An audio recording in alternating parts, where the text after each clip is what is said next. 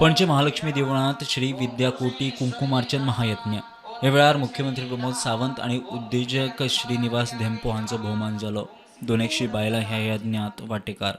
स्वामी जी का कहना है इस पूरे विश्व शांति के लिए, इस भारत देश की प्रगति के लिए और अपने माननीय प्रधानमंत्री नरेंद्र मोदी जी के विकसित भारत 2047 ये सपना साकार करने के लिए स्वामी जी हर प्रदेश में इसी तरह से अपने बहनों के लेके कुंकुमार्चन कार्यक्रम हमेशा करते रहते हैं। माननीय मोदी जी ने जो नारी शक्ति का सम्मान किया है, नारी शक्ति के प्रति उनकी जी श्रद्धा और सम्मान इससे पहले कभी नहीं हुआ था, वो पहली बार इस भारतवर्ष में अभी हो रहा है।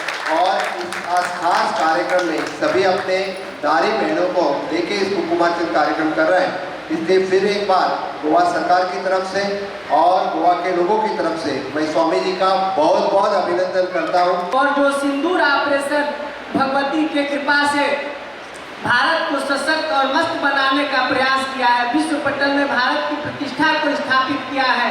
यह सिंदूर दूसरे का नहीं होता है। इस सिंदूर का उपयोग साक्षात जब हनुमान जी करते हैं तो लंका का दहन कर जाते हैं। जब माताएं अपने माथे पर लगा के बैठती है तो चंडमुंड जैसे कितने महिषासुर का वध करने की ताकत इस सिंदूर में है।